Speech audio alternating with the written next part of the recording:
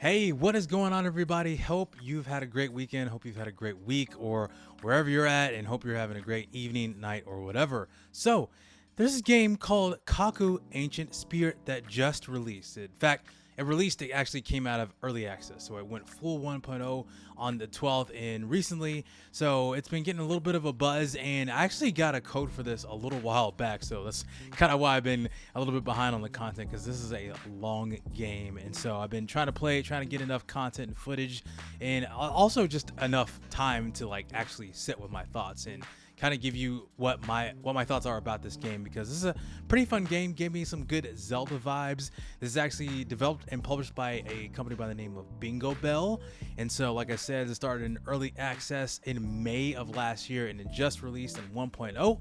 And so it's had a lot of recent updates, including an entire character overhaul. I think if you go back to their older videos, you can see even the character designs from Kaku himself look completely different than how it did in the early access version. So I'm enjoying my time. There are some issues that I've experienced, but wanted to kind of give you some of my impressions on it so far.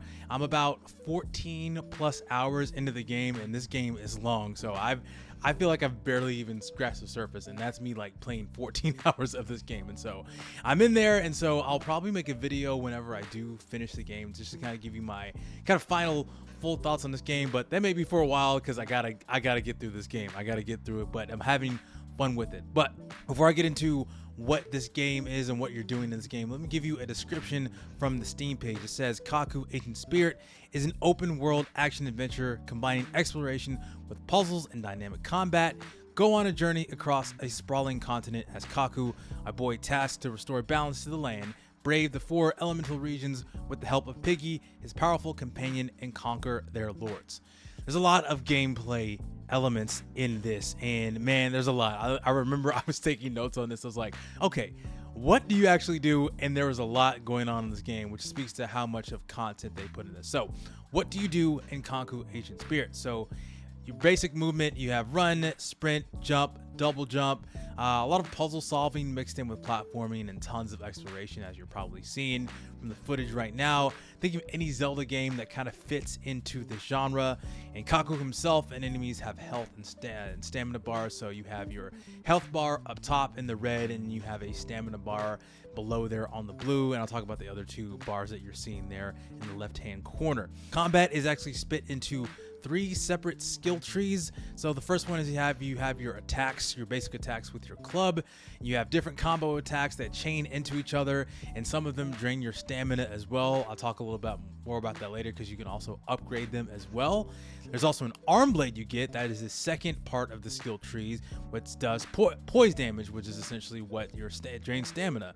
And it pairs well with the club to create devastating combos on multiple enemies. You can really go in with the arm blade and the club and like really do some massive damage. And then you're also have a slingshot, which acts as your range attack, as you're seeing right now. So it can be used to get high up resources. So it's not only used to like get objects with puzzle solving, also getting resources, but it's also great for taking down enemies at a distance. And also you can equip different types of pellets for elemental effects. So you have fire, poison, and thunder. You also have regular attacks that can also be those are infinite, but you can also craft those different types of pellets.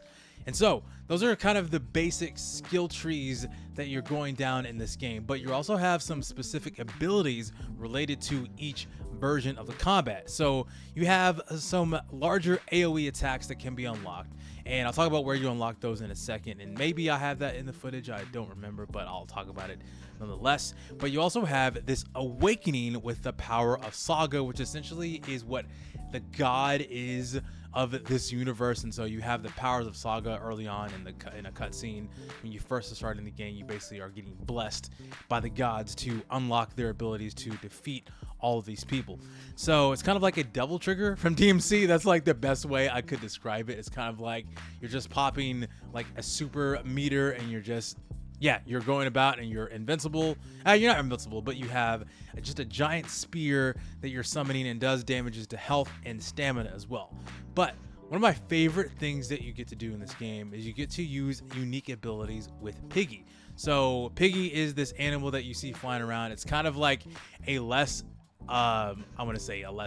annoying version of Navi from the Zelda series. So it gives you about 4 abilities that you can use with Piggy. And you're seeing one of them right now. The first of those abilities is called Power Leap, which allows you to leap across large distances. So if you're going from one platform to the next, Piggy will essentially just like propel you into one platform into the next. The other one is called Piggy Disguise, is what this is. And so it creates a disguise that creates headgear that allows you to sneak past these pawn enemies, which are kind of like the enemy humanoid villagers. So there's a bunch of animal and beast related enemies, but you also have these human like enemies called pawns, and there are camps that you sneak into to essentially craft and get more resources. But sometimes you just want to sneak past, because you also have to talk to pawns in side quests. So you have to use Piggy as some sort of disguise to be able to get past and not be able to fight them all the time. And they also get something called the Ripple Stride, which is actually one of my favorite abilities, which creates a bubble that allows you to walk on water, which is actually really cool. So yeah, you can die. Kaku doesn't know how to swim. He does not know how to swim at all. So you'll have to create certain to go across certain types of water. You have to create this bubble that will allow you to cross around there. So, and then the biggest one you have with Piggy is called spatial teleportation. So essentially what Piggy will do is it will transport you to the Ruins Realm. It's a separate dimension that also has all 4 elements in it. It also contains mastery columns for attack and defense and cooking, which is cooking. You get to do something as well. It also has challenge dungeons that are unlocked by getting ruins keys out in the world. So you get these ruins keys and then you get to unlock them, and that those challenge dungeons that you complete that will give you more health, stamina, and awakening bars.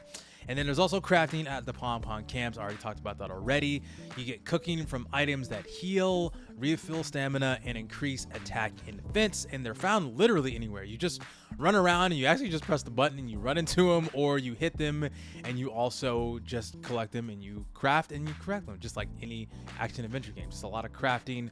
You also craft more pellets for the slingshot and also more resources. There's a lot of resources in this game that are related to skills and armor and runes and all that stuff, and you can get new equipment like armor and weapons and rune stones. And rune stones are basically slots that you get into your weapons and armor, which have specific special abilities that you have there. So there's a lot going on. I'm probably missing some if you've been playing Kaku already, but there's so much more. So there are a lot of things that I do like about this game, but I'm starting off with things that I don't like right now, because these are mostly just minor nitpicks and gripes that have probably been updated since I've been playing the game, and because the build I was playing has been constantly getting updated, and since they've gone full 1.0 release, there's probably been more out there going on. So there were some performance issues that I personally experienced on the Steam Deck and on the PC, and even on like the lower graphic settings, which I mean, I think my computer can handle something like this. So I felt like there was some stuttering, some frame rate issues, especially when I walked up to like a checkpoint or a save point. So it's just something that stuttered, and I think over time I saw the fixes happen. So grateful to know that they've been constantly fixing that. And if you've been experiencing that at all, let me know. I would love to know your experience so far in this 1.0 release. Yeah, like I said, I noticed some improvements over time. One of the things I did not like about this game, and I don't like this in games in general, I don't like fall damage. And that's one of the things that you experience in this game, is that when you fall from a specific height, you will die or you will take fall damage. I don't like it.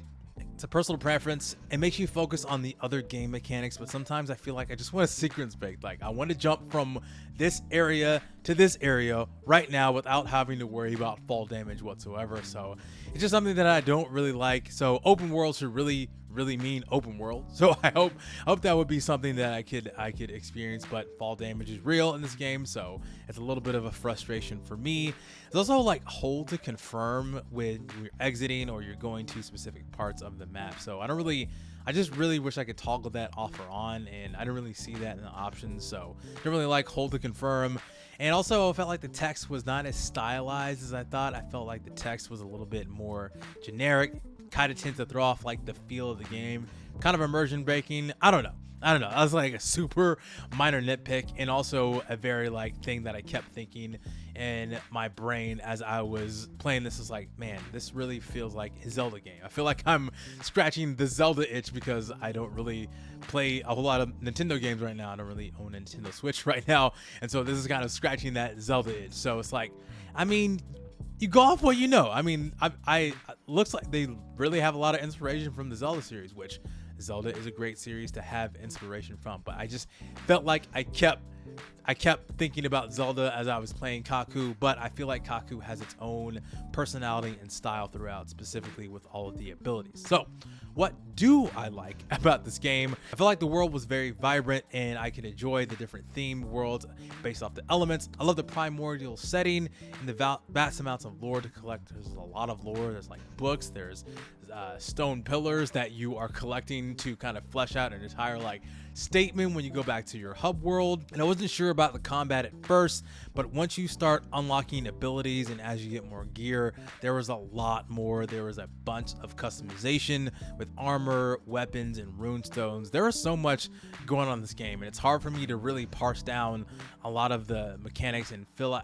I think I've explained most of what you can do in this game pretty well. Like I said, I'm only about 14 hours in, and so maybe I'm missing something towards the end game. And if you've reached end game so far, hey, more power to you. I'm not there yet, and so eventually I'll probably do like a post game like final thoughts about this game. So yeah, because I want to keep playing it and I'm enjoying my time. Like I said, I see a lot of comparisons with Zelda, but I think Kaku has its own personality to stand out. It has challenging but rewarding combat, and there's that fall damage right there. Man, didn't really enjoy that, but again, is, you know, checkpoint says it's pretty generous, and so I do think this is a good. I do think Kaku Ancient Spirit is a good game. Congratulations on Bingo Bell for going 1.0 release. And if you're someone who got in early on with early access, I would love to know your experience with the game from early access to 1.0. I would love to know how that is, or if you picked this up on the 1.0 or day one, let me know. I would love to know your experience in the comments below. And so yeah, this is a fun game so far, and be sure to like, share, and subscribe to the channel for more indie game reviews or more stuff on Kaku whenever I do finish the game. And yeah, just want to get my thoughts on it, and yeah, I'll talk to you later. My name is Chike, and I will see you on the next one. Peace out.